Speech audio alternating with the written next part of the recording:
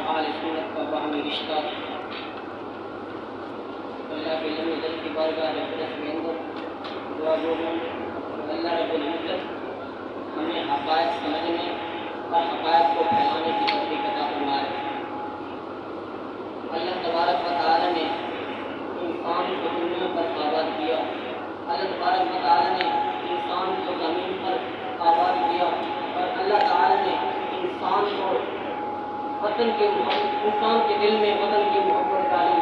اللہ کے لم یزل نے فرمایا وَلَقَدْ مَكَّنَّاكُمْ فِي الْأَرْضِ وَجَعَلْنَا لَكُمْ فِيهَا مَعَائِشَ وَلَقَدْ مَكَّنَّاكُمْ اور ہم نے تمہیں زمین میں رہائش دی، وَجَعَلْنَا لَكُمْ فِيهَا مَعَائِشَ اور ہم نے تمہارے لیے زندگی بسر کرنے کے لیے اسباب فراہم کیے، وَقَلِيلًا مَا تَشْكُرُونَ اور تم تھوڑا شکر ادا کرتے ہو۔ بڑے صغیر کی تاریخی عظمت اللہ تبارک و تعالی نے ہمارے لیے جس خطے کو چنا ہے، یہ زمین عہد قدیم سے عرض ہند کہلاتی تھی۔ رب ذوالجلال نے اس سرزمین کو تاریخی عظمتوں سے سرفراز فرمایا، یہاں تک کہ عبداللہ بن عباس رضی اللہ تعالیٰ عنہ کا ایک قول ہے، آپ فرماتے ہیں ان اول ما بعث اللہ آدم الی الارض الہند، کہ اللہ کے لم یزل نے جب آدم علیہ السلام کو زمین پر بھیجا تو وہ جس زمین پر بھیجا تو وہ زمین ہندوستان کی سرزمین تھی، اور جب جنت سے آدم علیہ السلام زمین پر تشریف لائے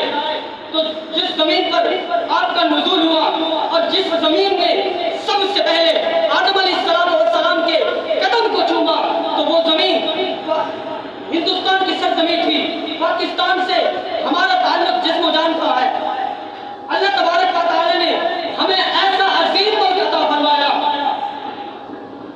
ایسا عظیم ملک عطا فرمایا کہ اس ملک پاکستان کے ساتھ ہمارا تعلق جسم و جان کا تعلق ہے،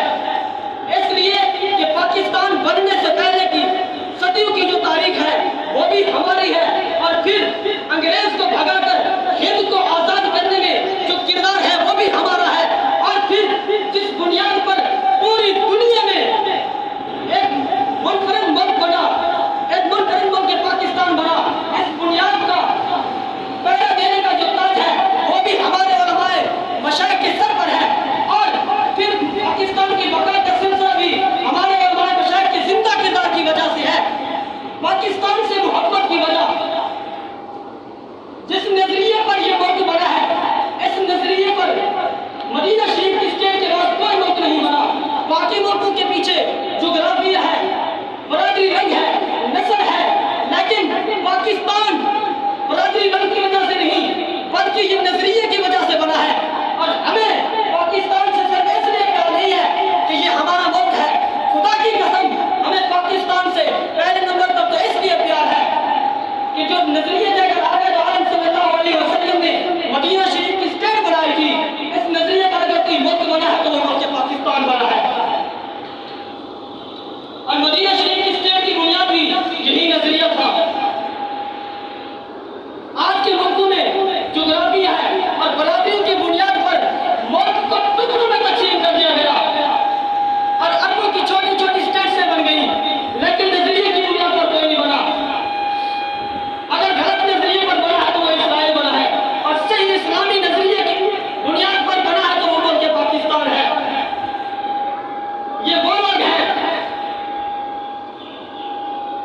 اگر صحیح نظریے پر بنا ہے تو وہ ملک پاکستان بنا ہے۔ اس لیے شاید یہ کہا وہ نقش جو دل پہ ہے، وہ نقش ہے جو دل پہ وہ تصویر پاکستان ہے، نقش ہے جو دل پہ وہ تصویر پاکستان ہے،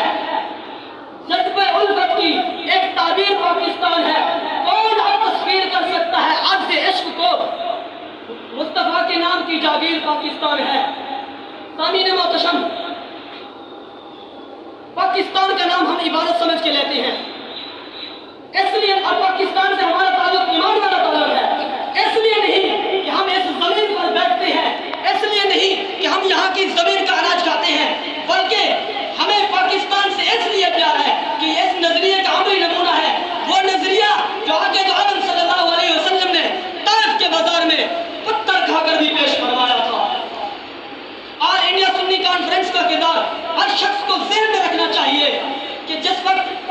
ایرانی کمپنی جس وقت ایرانی کمپنی اور جمعیت علماء ہند گاندھی کے نعرے لگا رہے تھے، اس وقت جماعت اسلامی کا ترجمان القرآن فروری 1946 میں یہ کہتا تھا کہ یہ احمق لوگ ہیں جو پاکستان کی بات کرتے ہیں، یہ احمقوں کی جنت میں رہے ہیں۔ اور عطا اللہ شاہ بخاری جو مجمع عام میں یہ کہہ رہا تھا کہ اگر پاکستان کی قید بن جائے تو میری داڑھی گدھے کے منہ اور پیشاب سے منہ ڈالنا۔ جس وقت یہ لوگ ہندو کی محبت میں اسلام کے خلاف گھاس نکال رہے تھے، اللہ کا فضل ہے کہ اس کڑے وقت میں سنی بچے نے پوری تحریک کو منظم کر کے ہندو کو شکست دیتے ہوئے پاکستان کا وہ منظر حاصل کر لیا جس کی روشنی آج تمہارے سامنے ہے، یہ وہ لوگ ہیں جنہوں نے اس کو پلیدستان کہا اور قائد اعظم کو کافر اعظم کہا، یہ وہ لوگ ہیں جنہوں نے اس وقت مسلم لیگ کو ووٹ دینا سور کھانے کے مترادف قرار دیا تھا۔ یہ ان لوگوں کا کردار تھا کہ جنہوں نے کہا یہ احمد لوگ ہیں جو پاکستان کی بات کرتے ہیں اور کہتے تھے کون ہے مائی کا جو پاکستان کی نہیں بنا سکے۔ آج وہی لوگ پاکستان کے نام میں بڑے پھرتے ہیں، یہ ڈیزل قسم کے لوگ آج پاکستان کو اپنی جائیداد سمجھ چکے ہیں اور پاکستان کو کھوکھلا کرنے کے لیے کتنے غلط لوگ متحرک ہو چکے ہیں۔ روزانہ کے دھماکے اور خودکش یہ ہم نے کس کی داستانیاں ہیں، ہمیں پلٹ کر پھر وہ منظر یاد آتا ہے کہ یہ تو وہ لوگ ہیں جنہوں نے پاکستان کو دل سے قبول ہی نہیں کیا تھا، یہ تو وہ لوگ ہیں جنہوں نے پاکستان کو دل سے قبول ہی نہیں کیا تھا اور کہتے تھے کہ یہ احمقوں کی بات ہے۔ اور اس بارڈر کو جو 20 لاکھ شہیدوں کے خون سے بنایا تھا آج اسے معاذ اللہ مٹانے کی کوشش کر رہے ہیں۔ آج کے دور میں کچھ کہتے ہیں کہ یہ بارڈر نفرت کی علامت ہے، نواز شریف جیسے لوگ کہتے ہیں کہ یہ بارڈر نفرت کی علامت ہے، تو پھر ہمیں وہ روح سوال کرتی ہے کہ اگر نفرت کی علامت ہے تو پھر ہم سے قربانیاں کیوں لی گئی؟ پاکستان بنایا تھا، پاکستان بچائیں گے، پاکستان بنایا تھا، پاکستان بچائیں گے، اپنے وطن کی خاطر تن من دھن سب کچھ قربان کریں گے۔